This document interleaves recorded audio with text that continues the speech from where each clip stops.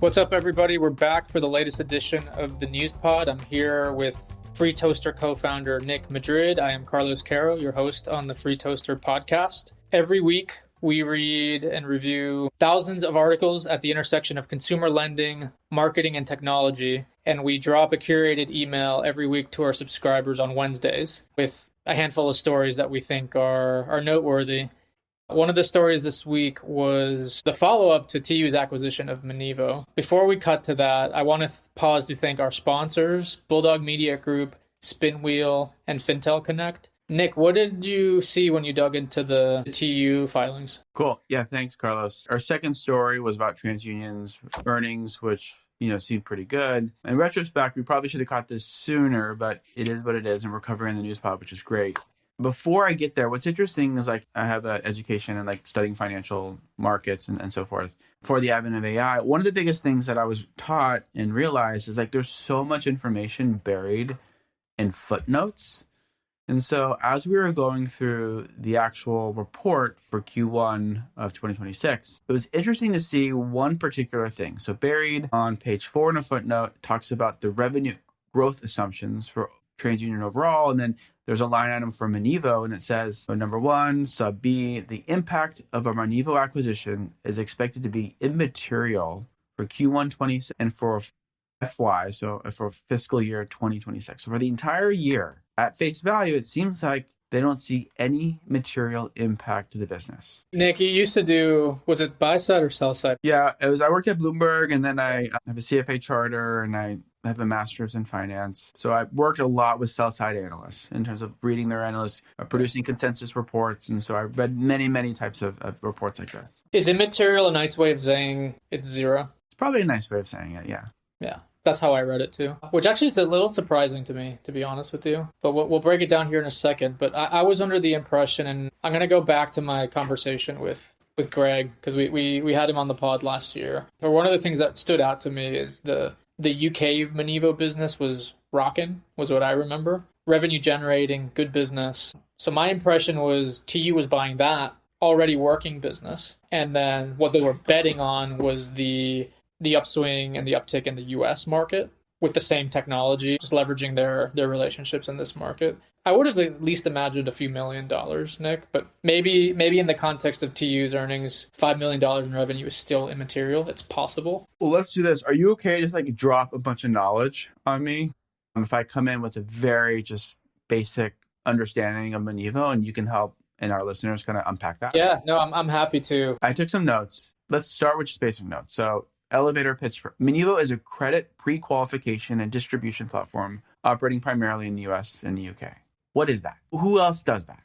I immediately start thinking model hosting and offer hosting. So you can start to imagine, for many of our listeners, they're familiar with Credit Karma's Lightbox. They're familiar with Experience Activate, Credit Sesame's Connect, MoneyLion's Engine platform. So these are systems that basically house credit cards, personal loan offers, and they have logic underneath them that understand the bank's underwriting, so that when a consumer visits Credit Karma or Experian, they're only ever presented with options that the publisher knows that they qualify for. This is kind of one of the big innovations of the last decade in consumer lending, is outside of direct mail, actually. Direct mail has been doing this probably since the 60s or something like that. It's been a long time. But in the digital context, lenders were always guessing around who they should be targeting for ads. And with the advent of platforms like Karma and Engine, lenders can be almost certain that when they're placing an ad that it's relevant. It's, you're getting these 80-90% type approval rates. So that's what Monevo is doing.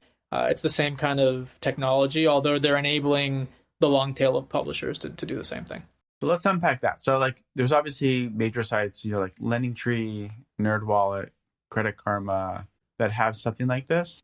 And then I would think a MoneyLion, an Engine, those are the big players. So when you talk about the long tail, who is this for? And what true value is Monevo bringing to their clients? So something I've been just discussing with entrepreneurs lately is the concept of an AI native type experience, shopping experience for products. Let's say you're building an app inside of ChatGPT or Claude, one of these big LLMs, and you've decided from day one you don't actually even want a website. You want to be an application inside the LLMs that can connect a customer to the right credit card product. If you're one of those entrepreneurs, the last thing you want to do is call Chase and Amex and Capital One and the hundreds of banks as a nobody early stage entrepreneur to secure these affiliate offers. That's a huge grind and a big time investment. You'd much rather call Engine or Monevo and say, hey guys, love what you've built. You have top quality offers. I'd like to use those offers within the product I'm building, and in exchange, I'll pay you something. So at face value, help me understand why there's immaterial impact to revenue in 26. Like, what could be causing that? Structural, macro, whatever you think. But then I almost think, I don't ask two questions at the same time, but you kind of perked something interesting. Is if I were starting from scratch, a day zero, a fundamentally new way of acquiring customers, whether it was through ChatGPT or another way, maybe Monevo is actually perfectly positioned in that type of environment. So like, help me understand those two seemingly opposites. I mean, first start off with Monevo's success was rooted in the UK market. And I don't know a ton about the UK market on the affiliate side, but I would suspect strongly it's less competitive than the market here. So I wouldn't expect there to be a Carmen and Activate and a Sesame Connect and a Moneyline. Like, there's just so many platforms stateside that do more or less exactly what Monevo has billed as doing. The competitive density here is it's pretty hardcore. I don't know if that's true also in the UK, but I suspect it's stronger here. So I think that's part of it. The other thing, I think publishers with existing businesses, I'm putting myself in the shoes of maybe a mid-tier publisher. I do, let's say 50 million.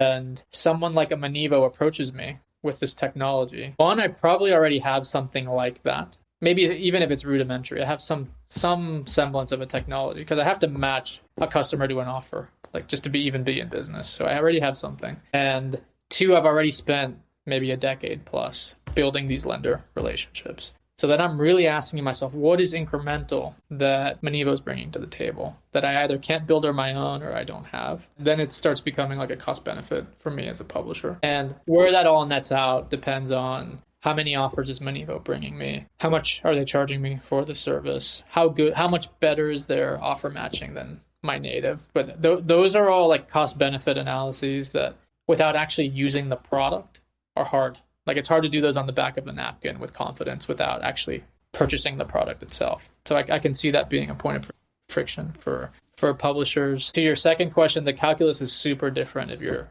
day one. Like, I'd be pumped. They'd be one of my first calls, if I'm being perfect. If I were to build a publisher from scratch, the last thing I would want to do is call Chase and Amex and Capital One and try to get their deals. Like, it would take years probably through that sales cycle. If I could get through on Engine or Monevo or a platform like that, I have access to offers. So now I'm credible as a publisher because I'm bringing these household name brands to my customers. And I have a matching engine, which I don't know how good it is, but it's going to be way better than what I could build day one. And my goal as that entrepreneur running that business is like looking for some inflection point where I have enough revenue and traction in what I'm doing that I'm going to rebuild the stuff on my own.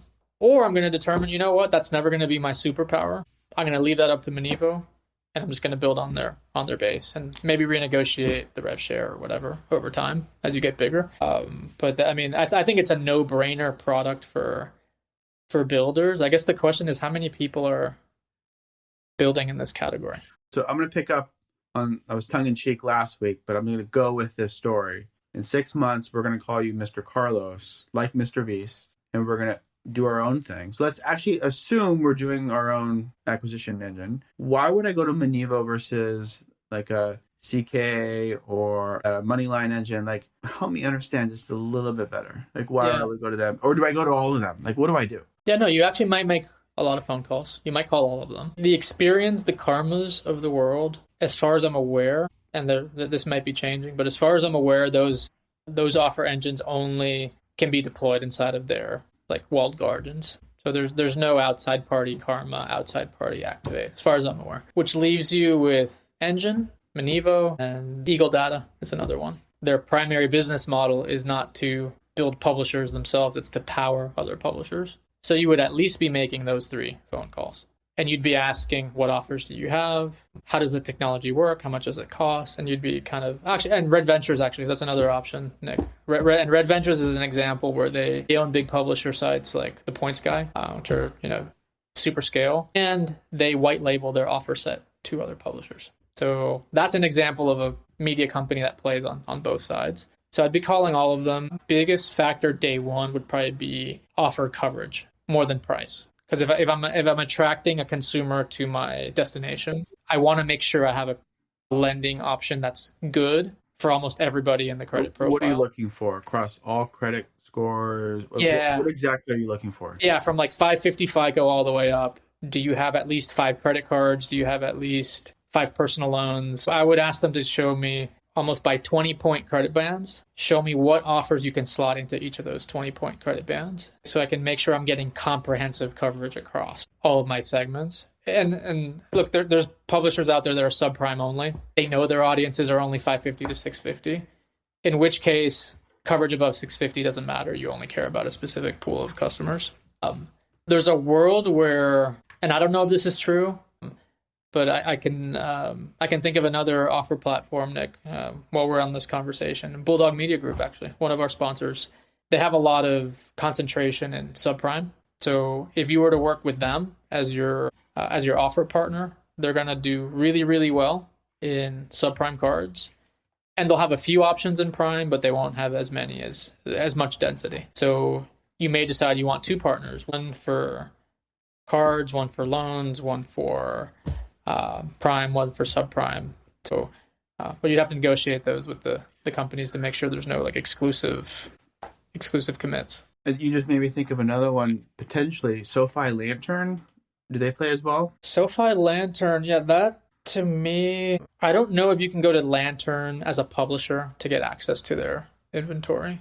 I always viewed Lantern as a marketplace. So I think Lantern might actually be pulling from a Red Ventures or a Monevo or somebody like that. But yeah, it is an example of, a live example of how this ecosystem comes to life. I'm getting this interesting anxiety. It's like, it's both excitement for like how easy and how I kind of want to just like go and do this. But then I'm also like, that sounds incredibly competitive. Like, would I have to be crazy to even try to start something like that right now, given that everything that's out there? Like, where is that opportunity with AI specifically or more broadly? Let's just say, where's the opportunity? Naturally, I think we have to say AI, ChatGPT, and others create new opportunities for us. But like, maybe it's something else. Maybe there's a new like analog thing, like the next thing direct mail that we can innovate on and like win there. I don't know, but like, you get the idea. I do. It really comes down, I think, privileged access to distribution is where people are going to make names for themselves in the next,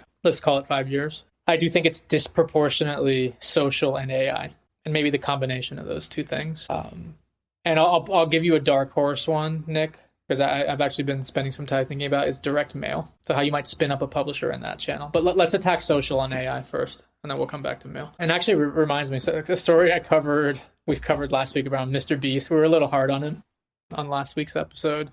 I've actually softened my stance a little bit. I don't know if you saw my LinkedIn post today, but I actually think I'm giving him full credit for actually attacking what I think is a big market failure right now. And the market failure is influencers and banks aren't playing nice with each other. Influencers have a crap ton of attention in like the modern media landscape, and they're being bad stewards of the asset they have by being unreasonable with banks. Like I heard stories this week of an influencer that wanted to drop one Instagram post. This is not a made up example. One Instagram post, $85,000. And the bank said, okay. They didn't walk away. The bank said, what are we getting in return? How many impressions? What can you guarantee on the other side of that 85,000? And the influencer said, absolutely nothing. I'm just going to post and whatever happens, happens. Even if you don't get a single click, too bad. So the influencers are used to selling media a certain way. It's not compatible with the way banks like to buy inventory. They like to buy with more performance guarantee, CPAs, etc. And the banks on the flip side, they're being difficult because when they do hire these influencers and they do come to a commercial agreement, they're saying, okay, now that we've hired you and you're so great at what you do, please follow this script. Don't veer at all from it because our legal team's going to yell at you and fire you and we're going to get sued. So like they're being very rigid with what they can and can't do and they're worried about compliance. They're worried about UDAP, unfair and deceptive acts. They're worried about fair lending. They're worried about a host of very reasonable things, but they're making life so miserable for influencers that market's kind of frozen. And I think Mr. Beast noticed that and he's like, well, if I own everything, distribution, product compliance, all of it, I actually could make it work, and my odds of success are maybe much higher than anybody else out there, which I actually think is probably right. That doesn't make his odds of success good, because there's another, like we talked about some of the ways that might go sideways. But it's also, but I actually think if I were to build a publisher now in 2026, I'd go hard on social and I'd go hard in LLMs, because the incumbents they haven't figured out those channels yet. It's also not winner take all, right? This isn't like you can have I'm using air quotes, small business and still be big kind of thing. So it's also like, if you just look at where the dollars are flowing from, mass consumer attention hasn't moved into ChatGPT and Claude and these for this type of thing. To buy a credit card, no. They're still Googling best credit card and they're landing on Bankrate or NerdWallet or Karma. And they're looking at a list of 10. Like, that's the norm right now, probably 95%. And these new distribution channels, we both know, are more efficient, are better, will make better recommend. There's a million ways this wins long term, but will it take 1 year, 2 years, 5 years, 10? That's not clear, because the banks have to be willing to play ball. And there's a lot. And if you think there's compliance anxiety with influencers, it's like 3 times as bad with LLMs because of the hallucinations and all this. Like, so that high anxiety levels I've noticed with lenders on both of those fronts, which is why I think there's an opportunity, if you're an innovator, is to figure out how do you make those work? Because when you get the consumer attention and you figured out the right offer for the consumer, the banks follow. The banks are rational at the end of the day. They're going to follow where the consumer attention is. Having worked at Credit Karma, I saw that. Like, I remember speaking to lenders that were, there was a spectrum of skepticism around some of the innovative stuff we were doing. But eventually they all come along once they see it work for the consumer. And I think that's the key. But you have to be willing to fund that for a while. That means an innovator here, Nick, if you and I were to do this, we'd need deeper pockets probably than what we have, because we need to be burning money, driving the attention to our product to prove that it works for the consumer, and have it be enough scale that we can actually pitch it to a bank partner and like have it monetized. So it would be a very long game. Look, this is a great conversation, Carlos. I kind of want to put it out in the ether that, we're going to have a direct mail dinner in a couple of weeks. Let's have this influencer publisher conversation. Let's open that up to see who's interested. And if people raise their hand enough, like we'll make it happen. We'll curate that audience. Yeah, I'd love it. Couple other notes, Nick. If you're on the weekly news and you're not on the job board, it goes out every single Friday. We're posting somewhere on the order of 50 to 70 new jobs a week at the intersection of marketing, consumer lending, and technology. And we're actually recording with Alex Johnson on Monday. He's going to be on the pod. He has some really strong opinions on Mr. Beast and the Cash App, 2 topics we've been discussing lately. So my intention is to take the other side of, I think he's a little bit sour on the Mr. Beast idea for very good reasons, but I want to maybe play the other side of why it's a good thing for the industry, and we're going to debate that a little bit on Monday. So look out for that. I'm excited for it. We'll see you all next Friday. Thanks, Carlos.